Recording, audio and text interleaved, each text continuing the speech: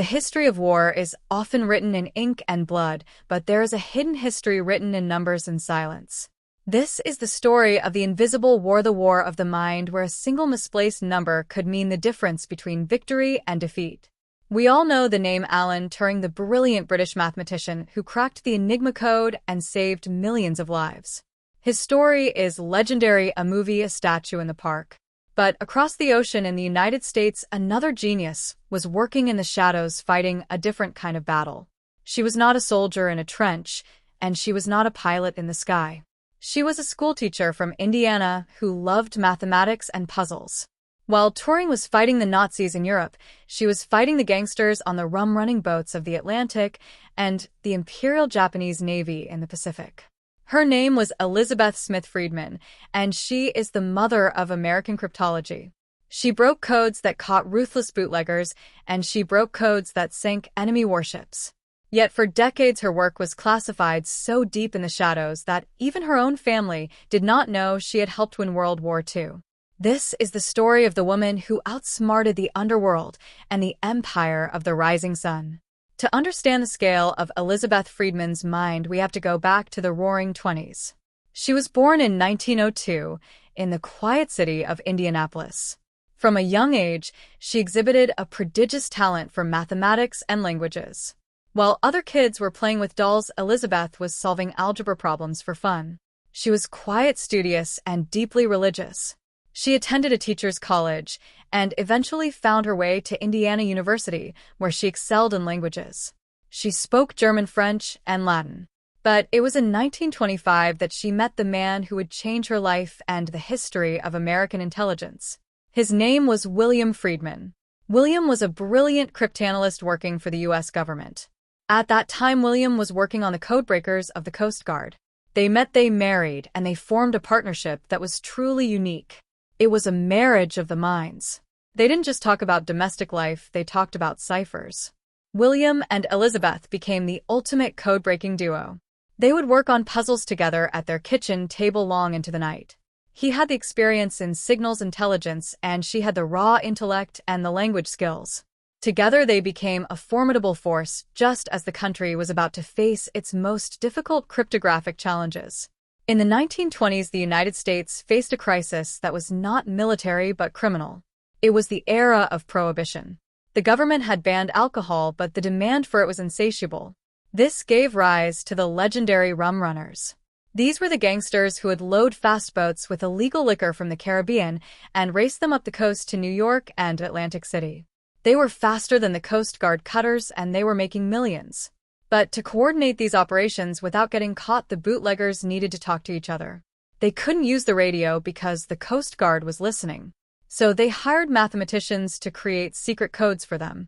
The gangsters of the rum trade used complex mathematical ciphers to coordinate their drops and prices. The Coast Guard was helpless. The rum-runners were faster, and they had better codes. William Friedman was assigned to break these codes. He was struggling against the complex mathematical ciphers created by Ivy League mathematicians employed by the mob. That is when Elizebeth stepped in. She looked at the intercepted messages, the strange blocks of numbers and letters. She saw patterns that the experienced codebreakers missed. She used her linguistic skills to realize that the numbers were not random but represented a transposition of letters. She applied her mathematical brain and broke the Red Menace code, the primary cipher used by the rum-runners. Because of her work, the Coast Guard was suddenly able to read the enemy. They positioned their cutters exactly where the rum-runners would be. They seized millions of dollars worth of alcohol. Elizebeth Smith Friedman had single-handedly dismantled the criminal intelligence network of the underworld. She proved that her mind was a weapon of law and order. But this was just the beginning. As the 1930s rolled on, the clouds of global war gathered over Europe and Asia. William Friedman was transferred to the Office of Naval Communications. The stakes were now infinitely higher than barrels of whiskey. The world was sliding into the deadliest conflict in human history. Japan was building a massive empire in the Pacific. Their navy was technologically advanced and highly disciplined. To protect their fleets and their merchant ships, they developed incredibly complex secret codes. The United States military knew that if they could not read Japanese radio traffic, they would be flying blind. They would lose ships and they would lose men. William Friedman was the head of the code-breaking section of naval communications, but he was fighting a losing battle. The Japanese codes were unlike anything anyone had ever seen. They were a mix of kanji characters, kana phonetic symbols, and numbers. They seemed like a jumbled mess of characters. It was believed to be unbreakable. The Navy's best men were going blind staring at the gibberish day after day. In 1941, after the attack on Pearl Harbor, the United States was fully at war. Elizabeth wanted to join the fight. She wanted to serve her country alongside her husband. She applied to the Navy. But in the 1940s, the Navy did not want women in intelligence roles. They rejected her application. They told her she was better suited for the home front or perhaps teaching school. It was a stinging rejection for a woman who had broken the codes of the mob. But the Coast Guard needed help. The Coast Guard was responsible for protecting American shores and shipping lanes, and they were desperate for anyone who could break Japanese merchant ship codes. They knew of her work with William. They knew of her brilliance. So the Coast Guard hired her in 1943. She was commissioned as a lieutenant in the Coast Guard Reserve. She walked into the office of the Coast Guard Cryptographic Unit 387. She was the only woman there, surrounded by men in uniforms. But she did not shrink away. She sat at her desk, took a stack of intercepted messages, and went to work. She was about to take on the most difficult code of the war. The Japanese used a code called the JN-25, or Japanese Naval General Purpose Code System, for their merchant shipping. This was the code that directed the ships carrying the fuel and the ammunition that fed the Japanese war machine. If the Americans could break JN-25, they could sink these ships and starve the empire. If they couldn't, the war would drag on for years longer. It was a diabolically difficult code. It used thousands of 5-digit code groups. The meaning of a group changed based on its position in the message, and the code books changed periodically. It was a moving target. The men in the unit were overwhelmed by its complexity. They were making almost no progress. But Elizebeth Friedman had a different approach. She didn't look at the code as a mathematician first.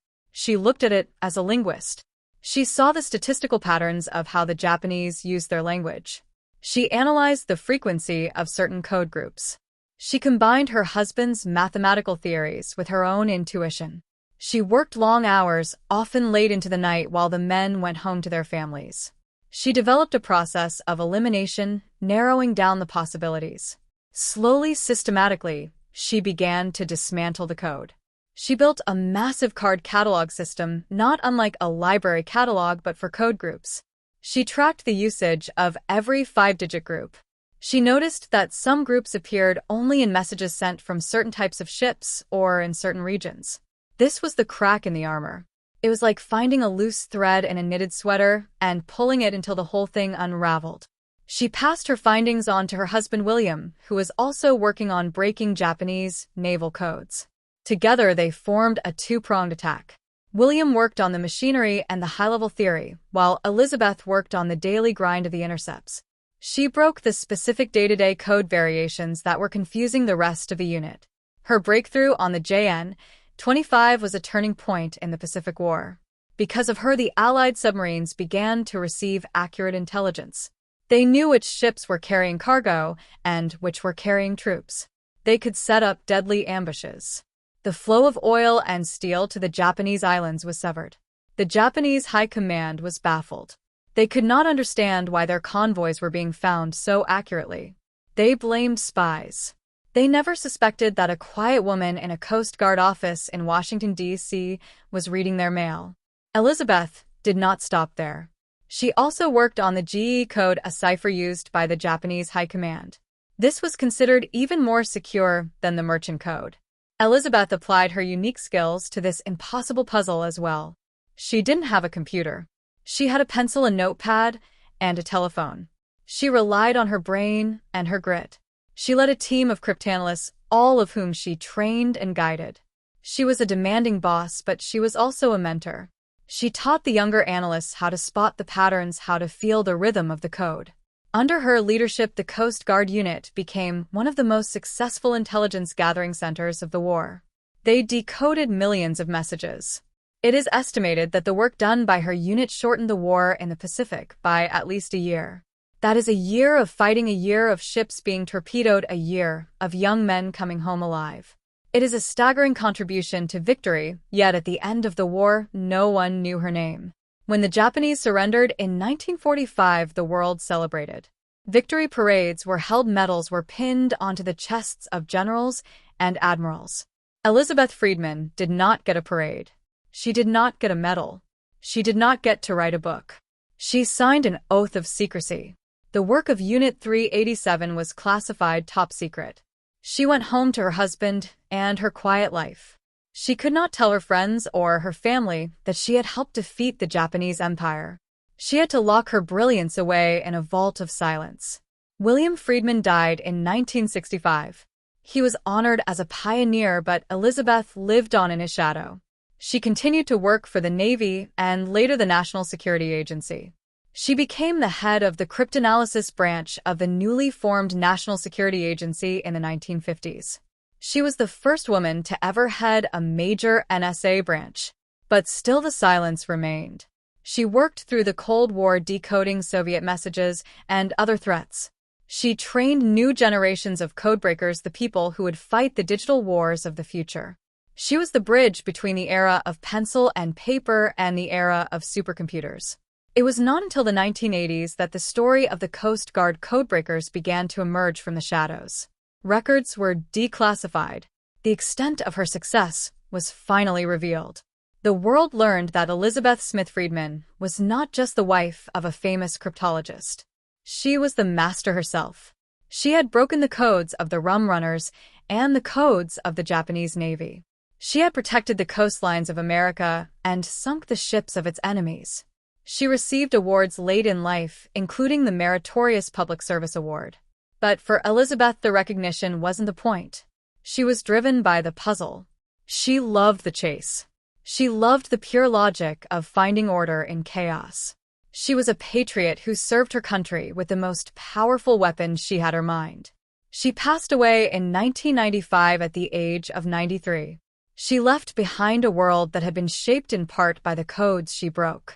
Today, the legacy of Elizebeth Friedman is foundational. She is known as the mother of American cryptology. The National Security Agency, where she worked, recognizes her as a giant upon whose shoulders the modern intelligence community stands. Every time a computer scientist or an intelligence officer solves a complex code, they are walking in the footsteps of Elizebeth Smith. She proved that the battlefield is not always physical. She proved that you can fight tyranny with logic, mathematics, and language. While the men in Washington were busy with meetings and strategies, she was the woman in the quiet office, quietly peeling back the layers of the enemy's secrets. She caught the gangsters of the 1920s, and she caught the spies of the 1940s. She was the quiet guardian of American shores. Her story is a reminder that genius has no gender and that the most important battles often happen in the silence of a room filled with paper and pencils. Elizebeth Smith Friedman finally got the credit she deserved, but the most important credit is the freedom she helped secure for all of us. If Elizebeth Friedman's incredible story inspired you, please give this video a like. Share it with your friends so her genius is finally recognized. And don't forget to subscribe to the channel for more incredible stories of brave women who changed history. Thanks for watching.